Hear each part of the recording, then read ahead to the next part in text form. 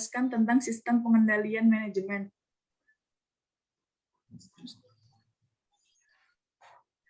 Pengertian sistem pengendalian manajemen. Sistem pengendalian manajemen adalah suatu sistem terintegrasi antara proses, strategi, pemrograman, penganggaran, akuntansi, pertanggungjawaban, yang hakikatnya untuk membantu orang dalam menjalankan organisasi atau perusahaan agar hasilnya optimal. Sistem pengendalian manajemen mempunyai beberapa ciri penting, yaitu 1.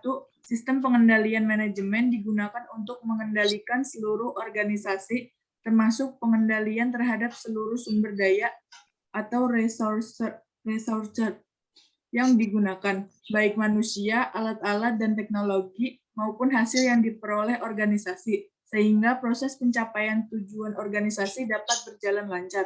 2. Pengendalian manajemen bertolak dari strategi dan teknik evaluasi yang berintegrasi dan menyeluruh, serta kurang bersifat perhitungan yang pasti dalam mengevaluasi sesuatu. 3. Pengendalian manajemen lebih berorientasi pada manusia karena pengendalian manajemen lebih ditujukan untuk membantu manajer mencapai strategi organisasi dan bukan untuk memperbaiki detail catatan.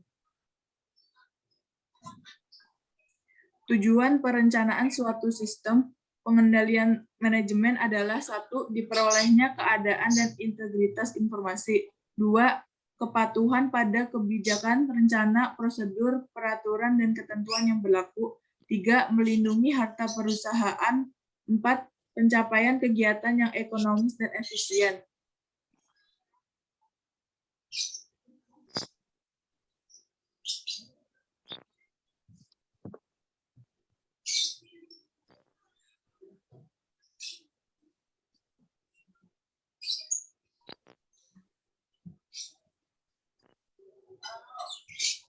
Pengendalian manajemen bersifat menyeluruh dan terpadu, artinya lebih mengarah ke berbagai upaya yang dilakukan manajemen agar tujuan organisasi terpenuhi. Jadi sistem pengendalian manajemen dapat diterapkan pada berbagai bentuk organisasi, sebab hakikatnya setiap organisasi mempunyai komponen sama, yaitu A.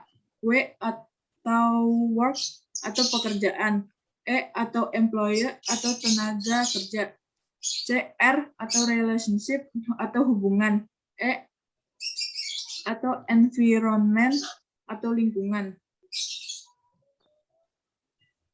Suatu sistem pengendalian manajemen dapat diandalkan reliable harus memenuhi unsur-unsur berikut.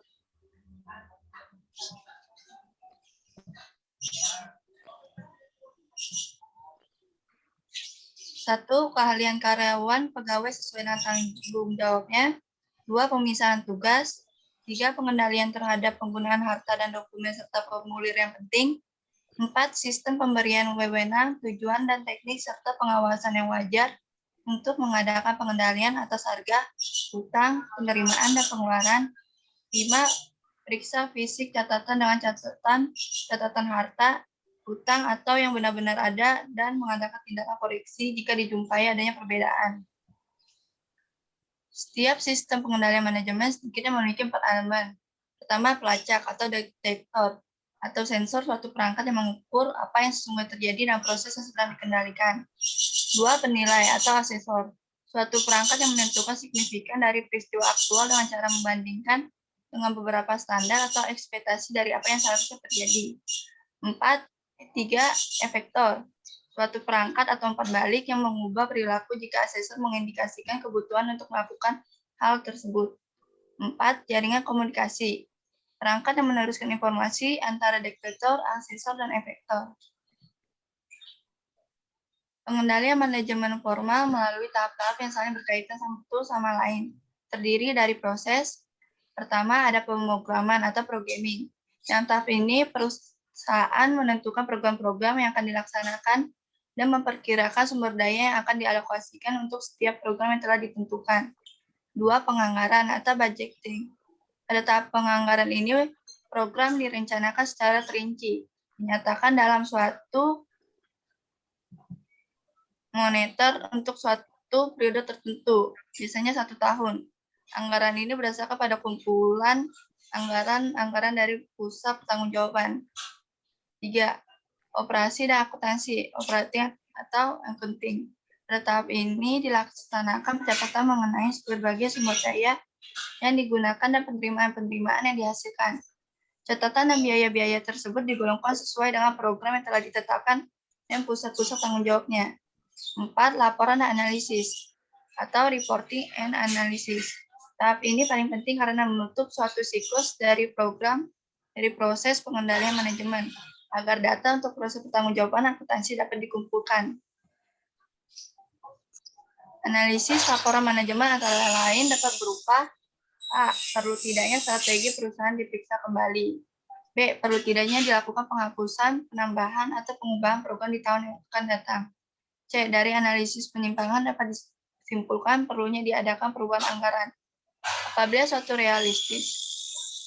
D. Dari laporan-laporan dapat diambil kesimpulan perlu adanya perbaikan untuk masalah yang tidak dapat diantisipasi.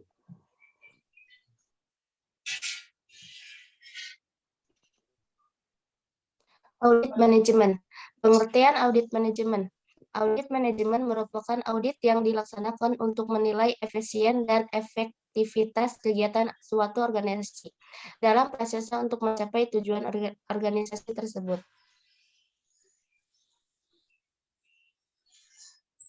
Tujuan audit manajemen. Audit manajemen bertujuan mengidentifikasikan kegiatan, program, dan aktivitas yang masih memerlukan perbaikan, sehingga dengan rekomendasi yang diberikan nantinya dapat dicapai perbaikan pengolahan berbagai program dan aktivitas pada perusahaan tersebut.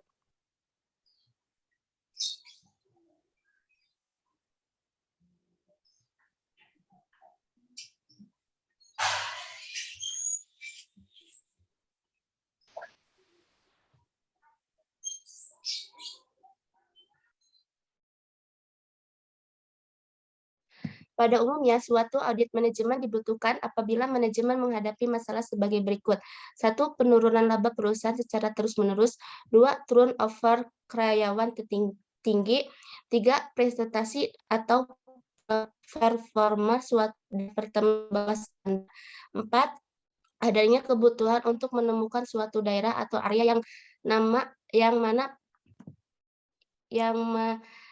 mana penghematan biaya yang terinci dan penelitian efisien akan membawa hasil yang baik. 5. Ada petunjuk bahwa aspek manajemen kegiatan operasi atas pekerjaan tertentu adanya perbaikan. 6. Ada alasan untuk mencurigai bahwa laporan mengenai masalah yang besar dalam area fungsional dan operasional tidak mengungkapkan fakta. 7. Adanya suatu rencana untuk membeli usaha atau perusahaan lain dan perlu diketahui masalah yang akan dihadapi oleh perusahaan tersebut dan prospek masa depannya.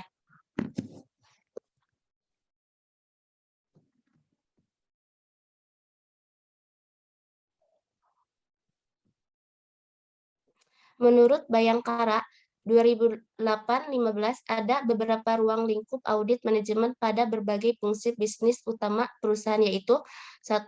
Audit manajemen pada fungsi sumber daya manusia (SDM). Audit manajemen pada fungsi ini bertujuan untuk menilai apakah kebutuhan SDM suatu perusahaan sudah terpenuhi dengan cara hemat, efisien, dan efektif. 2. Audit manajemen dan fungsi pemasaran. Audit manajemen dan pada fungsi ini bertujuan untuk menilai bagaimana setiap program atau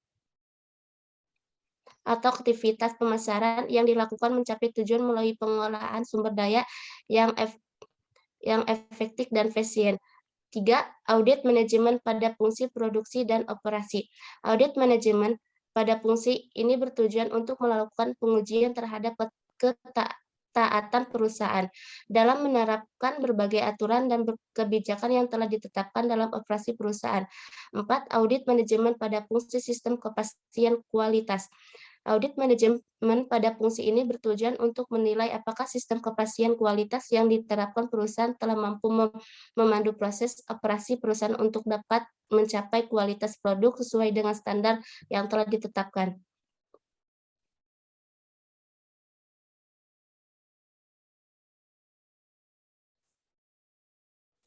Tahapan yang harus dilakukan dalam audit manajemen di kelompok menjadi 5, yaitu audit pendahuluan. 1. Audit pendahuluan.